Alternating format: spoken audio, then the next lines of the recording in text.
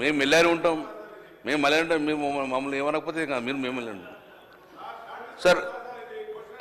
Question answer అండి, పేరున్నది, ఆమె signatory Kamalakar గారు. స్పీకర్ సార్, నిన్న గౌరవ మంత్రివర్యులు సీరన్న గారు ఒక గొప్ప మాట చెప్పినారు అధ్యక్ష.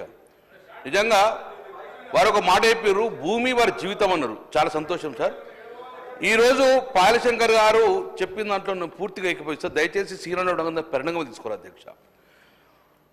కలెక్టర్ నుంచి సీసీఎల్లకు వచ్చిన ఈ పెండింగ్లో ఉన్నాయి అంటే లేవు అని చెప్పారు అధ్యక్ష. లేదు, ఉన్నాయి. ఈరోజు తప్పుడు సర్వే నెంబర్ వాడాను, లేకుంటే మా భూమి పొరపాటున గవర్నమెంట్ ల్యాండ్ పడ్డదని చెప్పేసి ఆ యొక్క కలెక్టర్ గారికి ఎంఆర్ఓ గారు TM33 మాడ్యూల్లో సబ్మిట్ చేశారు అధ్యక్ష. TM33 మాడ్యూల్లో కలెక్టర్ గారే సాల్వ్ చేయాలి. ఈ భూమి as per the MRO record ప్రకారము ఆ యొక్క వ్యక్తి చెందిందని చెప్తే, కానీ వారు చాలా వందల వేలు కూడా కలెక్టర్ గారు TM33 మాడ్యూల్లో సీసీఎల్కి పంపిన అధ్యక్ష. నేను సీసీఎల్ గారికి మా యొక్క సీరన్న గారి ఇమ్మీడియట్గా ఆ TM33 మాడ్యూల్స్ అనుగుణంగా తొందరగా క్లియర్ చేయండి, లేకపోతే కలెక్టర్కి అధికారం ఇచ్చి వారికి ఆన్లైన్లో వచ్చే విధంగా చేయమని చెప్పి నేను రిక్వెస్ట్ చేసిన అధ్యక్ష. నెంబర్ 2 ORC ఇష్యూ చెప్పిండు అధ్యక్ష. చాలా ఇంపార్టెంట్ సీరన్న, మీరు రాసుకొని కూడా మీరు డైరెక్షన్ ఇవ్వాలి.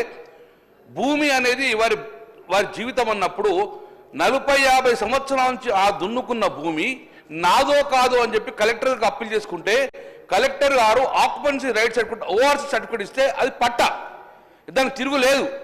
అది 20 సంవత్సరాల నుంచి ఆ పట్టా హోల్డర్ను ఇమ్మీడియట్గా రాజకీయ కక్షతోటి, వ్యక్తిగత కక్షతోటి, బ్లాక్మెయిల్ ఉద్దేశంతో దాన్ని ప్రెజర్ చేసి దాన్ని పిఓబిలో పెట్టించిన అధ్యక్ష. అవసరం లేనిది ఆ పిఓబిలోకి క్లియర్ చేయాలంటే those are having the POB, those are having the ORC, వారికి పిఓబి నుంచి రిలీజ్ చేయమని చెప్పేసి మీరు ప్రతి కలెక్టర్ డైరెక్షన్ ఇవ్వని చెప్పి కోరుతున్నారు. ఎందుకంటే కలెక్టరే ఆడు కాంగ్రెస్ ప్రభుత్వం ఉన్న కలెక్టర్లే ORC ఇచ్చిండ్రు.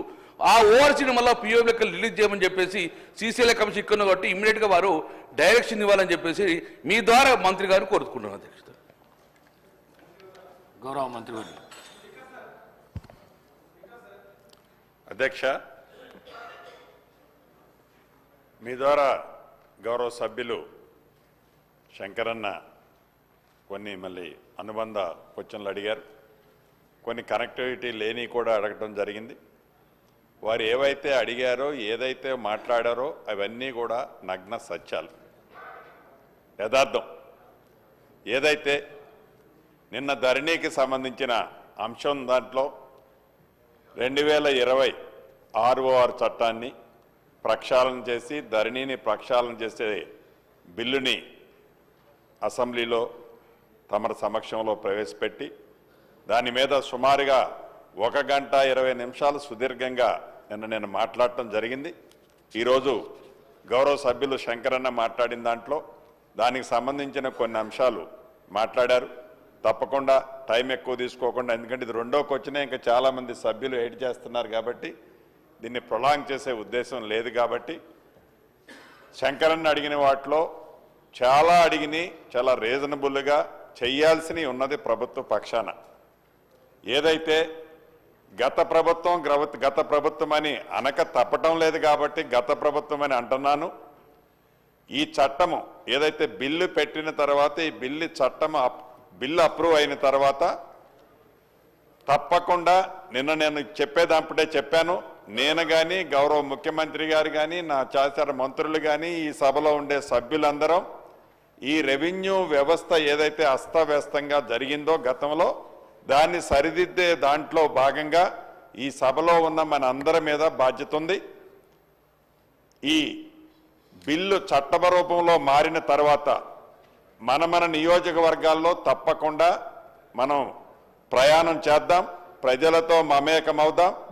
ప్రభుత్వం దగ్గరికి అంటే హైదరాబాద్కి వాళ్ళు వచ్చే పరిస్థితి రాదు.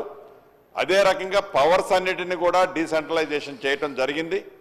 ఓఆర్సీకి సంబంధించింది 2 అంశాలు శంకరన్న కానీ కమలాకర్ అన్న కానీ అడిగారు. దానికి సంబంధించింది కూడా స్పెసిఫిక్గా ఒకసారి పరిశీలిస్తాను.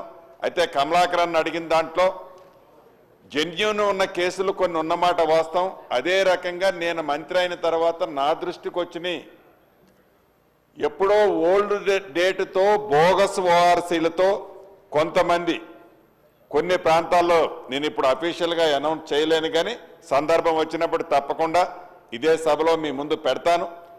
ఆ కారణం చేత కొన్ని ప్రొహిబిటెడ్ లిస్టులో ఉంటే ఉండొచ్చు. స్పెసిఫిక్ కేసు ఏదైనా జెన్యూన్ ఉన్నది ఉంటే నా దృష్టికి వస్తే ఏ భేషజాలకు పోకుండా అది ఏ రాజకీయ పార్టీ అయినా ఒక రెవెన్యూ మంత్రిగా అధికారులను ఆదేశించి వాటన్నిటినీ క్లియర్ చేయడం జరుగుద్ది. ఇక శంకరన్న చెప్పినట్లు సుమారు ఈ ప్రభుత్వం నిన్న చెప్పాను, మళ్ళీ అదే తిప్పి టైం ఎక్కువ కిల్ చేయటం ఇష్టం లేదు కాబట్టి మళ్ళీ కపుల్ ఆఫ్ అవర్స్ తర్వాత దాని మీద డిబేట్ ఉంది.